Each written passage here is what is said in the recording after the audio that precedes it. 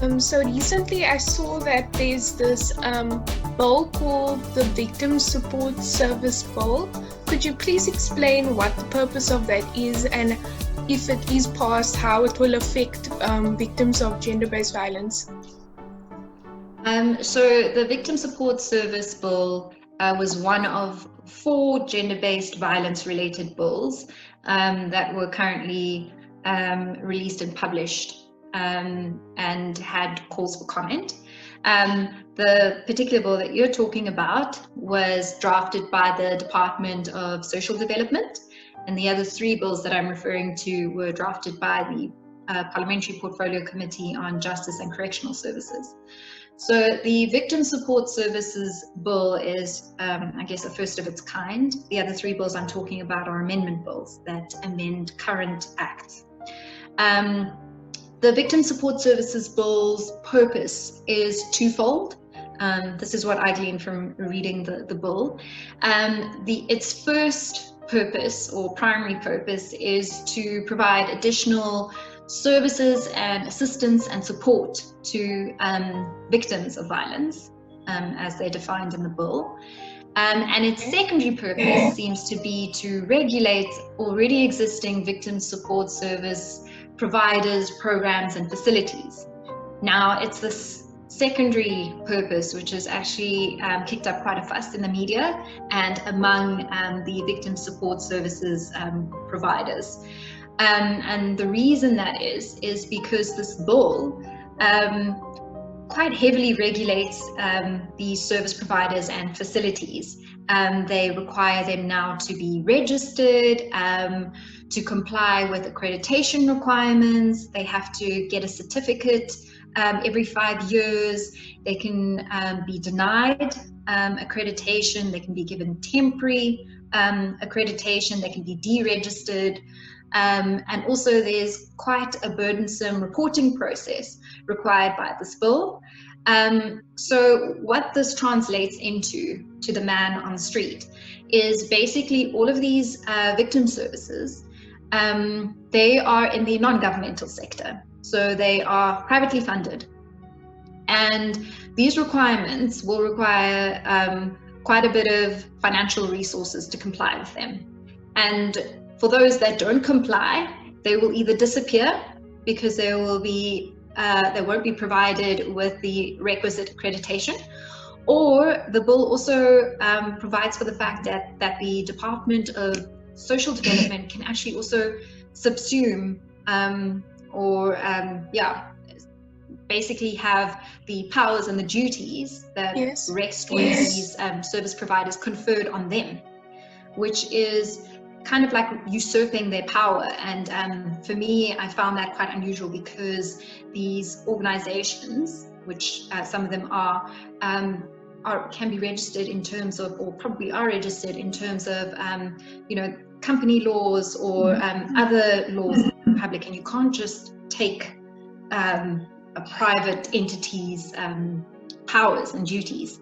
So, for your little informal shelters in underprivileged communities, they will also be subject to this regulation. And you can imagine that they would never be able to comply, and that it would result in the shutting down of a lot of these services, as well as stifling the possible opening up of new ones in the future. And victims who rely on these services will be left destitute. And it basically entirely, it defeats the primary purpose of the bill, which is to provide additional services and protections to victims of violence. So we, as the Embrace Project, commented on this bill and made that pretty clear to the department, and I'm very sure we're not the only organization that did. It's caused quite an uproar. So we'll see if the department takes in those recommendations. They are required to read the public submissions and amend the bill accordingly, but we'll see when they release their second draft of the bill before it becomes enacted. Okay, so touching on those 3 other bills you mentioned earlier on, could you just speak about them and how can the public get involved in participating in the amendment bills? Sure. So the other three bills, let me name them. The first bill was the Domestic Violence Amendment Bill. Then a second one was the Criminal Law, in brackets, Sexual Offences and Related Matters Amendment Act Amendment Bill. It's quite a mouthful. And then the third bill was just Criminal and Related Matters Amendment Bill. So the first amendment bill that I mentioned amends the current Domestic Violence Act. The second bill that I mentioned amends the current, it's colloquially called the Sexual Offences Amendment Act. And then the last bill actually amended 4 different acts. And each of them were done basically to sort of comply with the demands of the public from the protests that broke out in 2019, or last year, at the end of last year, when obviously Uyunene was raped and murdered, and it just basically resulted in a huge outcry from the public for the first time, considering that gender-based violence and femicide is nothing new to South Africa and is very, very prevalent. So what each of those bills basically tried to do is to create stronger protections for victims of domestic violence. So now you can apply for basically a protection order in terms of the Act online. And it provides for, basically, it recognizes the fact that a perpetrator can perpetrate violence through the use of technology, so through his cell phone. And it requires, the Act requires that electronic service providers or electronic communication service providers provide the court with information on basically the perpetrator's identity, his cell phone, and any sort of material that was used to perpetrate the violence they can retrieve from the electronic communication service provider, which is the first in our law, and probably one of the first around the world. So it's very progressive, which is very amazing. There are obviously some concerning factors in the bill, in the amendment bill. For example, it now makes it compulsory for any third-party adult and any what they call functionaries, so any psychologist or healthcare professional or the like, that is somehow made aware of any domestic violence being perpetrated either against an adult or a child. The amendment bill then makes it basically compulsory for them to report it, regardless of the confidentiality codes and requirements that exist in, the psychology profession and the healthcare profession. You have to report it, and if you don't, you are actually then guilty of a criminal offense, and you can be sanctioned in accordance with that. And those can be problematic when it comes to building a trust relationship between a patient and, for example, a psychologist or a healthcare practitioner. So those are some of the things that we highlighted in that bill.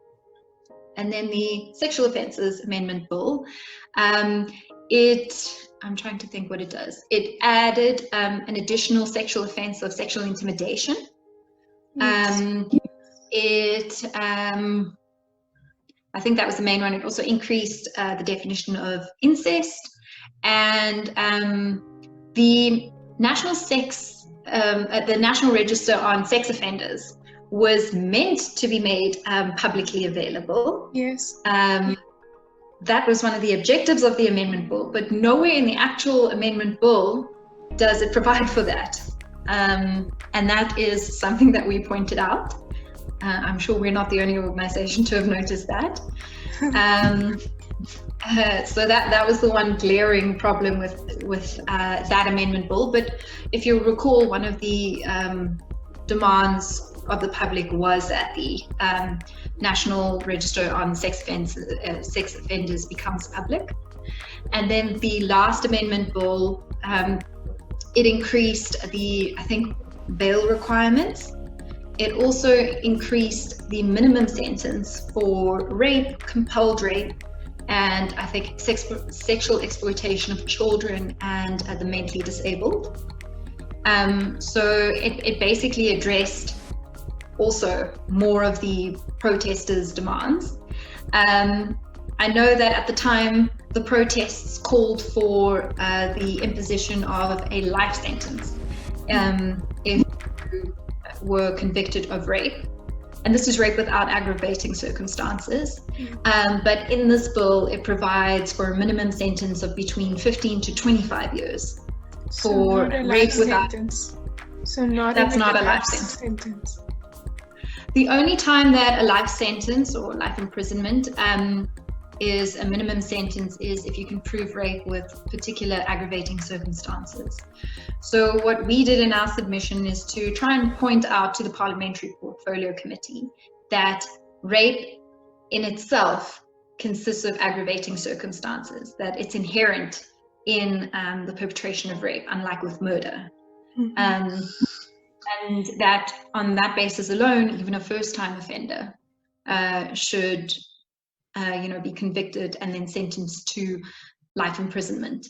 It's quite a harsh sentence if you think about a first-time offender landing up in prison for a lifetime on a conviction of rape. I think that's probably how the Portfolio Committee views that, and that's why they didn't push it to the max.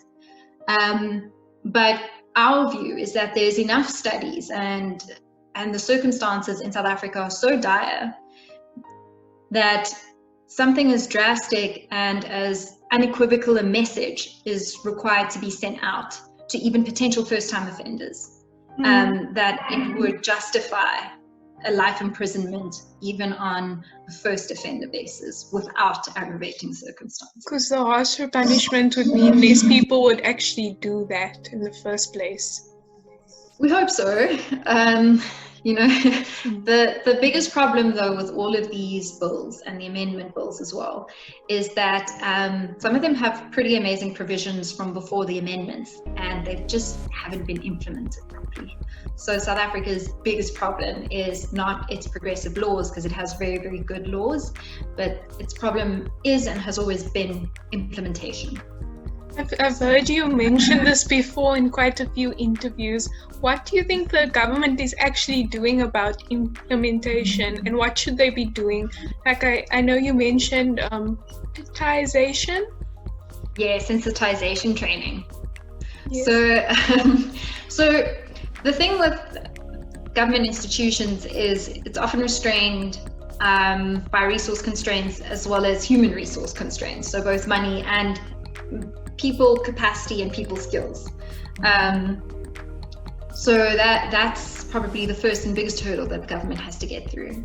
Then there's obviously political will. So there has to be the will to implement what is already provided for in legislation or policy or regulations. And one of the biggest recommendations that we've punted, as you rightly said, is sensitization training.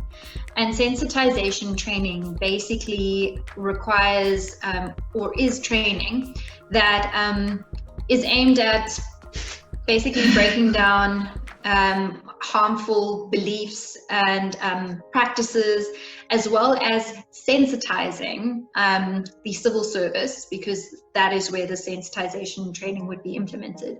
We would be sensitizing the civil service to the types of crimes that they're dealing with and the nature of those crimes, particularly when it comes to sexual offences.